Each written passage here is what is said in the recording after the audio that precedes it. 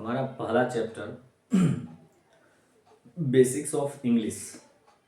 Basics of English के अंतर्गत हम आपको क्या पढ़ाने वाले हैं वो थोड़ा सा एक शॉर्ट इन्फॉर्मेशन दे देते हैं कि बेसिक्स ऑफ इंग्लिश में सबसे पहले हम डिस्कस करेंगे इंग्लिश भाषा को लेकर के, इंग्लिश सब्जेक्ट को लेकर के कि इंग्लिश है क्या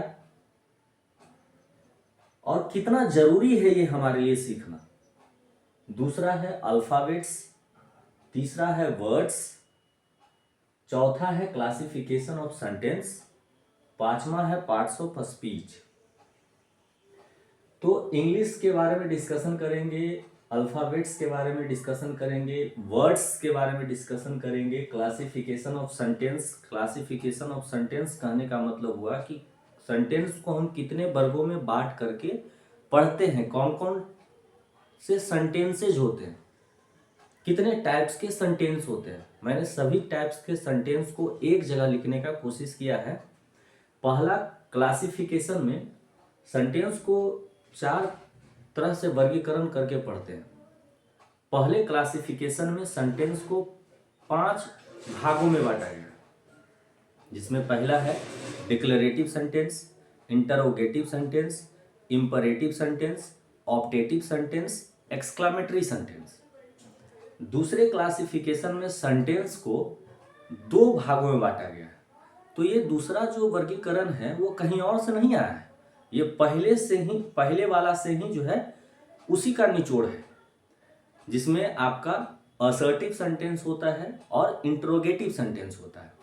जैसे बचपन में जब हम ट्रांसलेशन बनाते थे या जो भी हमारे वीडियोस को देख पा रहे हैं, तो जो ट्रांसलेशन बनता है तो हम कैसे सेंटेंसेस का ट्रांसलेशन बनाते हैं।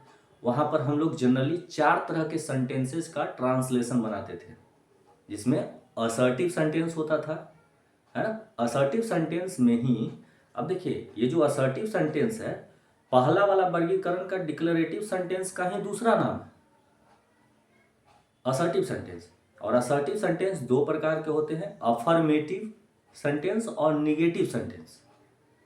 दूसरा है इंटरोगेटिव सेंटेंस। तो इंटरोगेटिव सेंटेंस भी 2 प्रकार के होते हैं, एक WH क्वेश्चंस होता है और एक यस और नो क्वेश्चंस होता है।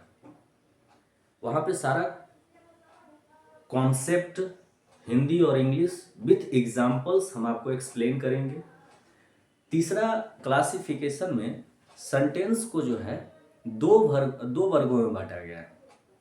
तीसरा वर्गीकरण, जिसको हम क्लाउज भी कहते हैं। क्लाउज कोई एक नया नाम नहीं है, क्लाउज जो है सेंटेंस का ही सिनोनिम्स है, एक तरह से कह सकते हैं, है ना। तो क्लाउज के आधार पर सेंटेंस को 2 भागों में बांटा गया है, डिपेंडेंट क्लाउज और इंडिपेंडेंट क्लाउज। और चौथा वर्गीकरण में सेंटेंस को जो है 3 भागों में बांटा गया है, present imaginary position, past imaginary position, future imaginary position. सबका डिफिनेशन के साथ हिंदी इंग्लिश दोनों में है, विथ सम एग्जाम्पल्स। सब टाइप के जो है कि एग्जाम्पल्स मैंने वहाँ पर कवर करने का कोशिश किया है।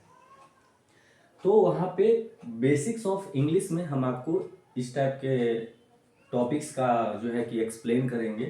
फिर 5वां पर बात करते हैं पार्ट्स ऑफ स्पीच। तो पार्ट्स ऑफ स्पीच आपको पता है कि 9 होते हैं, जनरली 8 ही होता है, लेकिन अब न्यू मॉडर्न तरीका से देखा जाए तो इसको एक और बढ़ा करके जो है सभी टीचर्स पढ़ाते हैं। तो हम भी जो है कि इसको एक एक्स्ट्रा जो डिटर्मिनर है उसको भी ऐड किया है मैंने, जिसमें पार्ट्स ऑफ स्पीच में आपके नाउन्स हैं, नाउन है, प्रनाउन है, एडजेक्टिव है, एडवर्ब है, वर्ब है, प्रीपोजिशन है, कंजक्शन है, इंटरजेक्शन है, डिटर्मिनर है। तो एक्सप्लेन वहाँ पे हम बेसिक्स ऑफ इंग्लिश के अंतर्गत करने वाले।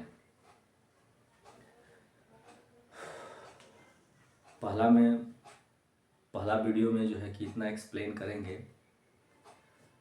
पता नहीं, जब हम कैमरे के सामने नहीं होते हैं ना, और वहाँ पे हम माइंड में जब रिवाइंड करते हैं कि पहला अध्याय में क्या क्या है, तो बड़ा बढ़िया से एकदम फ्रैंकली बोलते हैं, माइंड में चलता है वो चीज़ें, लेकिन यहाँ पे आते ही भाषा ही बदल जाता है। क्या हो रहा है हमारे साथ? खैर, हमारी कोशिश रहेगी, कर भी रहे हैं, आपको बढ़िया से एक्सप्लेन कर पाएँ। जो भी डाउट्स आपको सेंटेंसेज में होते हैं, जो भी डाउट्स आपको ये जो इंग्लिश को लेकर के है, जो भी डाउट्स आपको पार्ट्स ऑफ स्पीच को लेकर के है, पार्ट्स ऑफ स्पीच में क्या हम सीखते हैं, हमने वहाँ पे पार्ट्स ऑफ स्पीच क्यों लिखा? तो पार्ट्स ऑफ स्पीच जो है ना, जैसे कोई एक वर्ड उठाते हैं, जैसे मैं मान लिया जाए हमने यहाँ लिखा, अपना नाम ही लिख देते हैं, कुंदन। अब कहेगा कि ये है क्या? ये एक आपका वर्ड है, शब्द है, और ये जो वर्ड है अगर आपसे पूछ दे कि कौन से पार्ट्स ऑफ स्पीच से ये शब्द बिलोंग करता है, तो ये हमारा क्या है, कौन सा पार्ट्स ऑफ स्पीच से बिलोंग करेगा? तो ये एक नाम है, इसीलिए ये एक नाउन है, ये आपका नाउन पार्ट्स ऑफ स्पीच से बिलोंग करता है।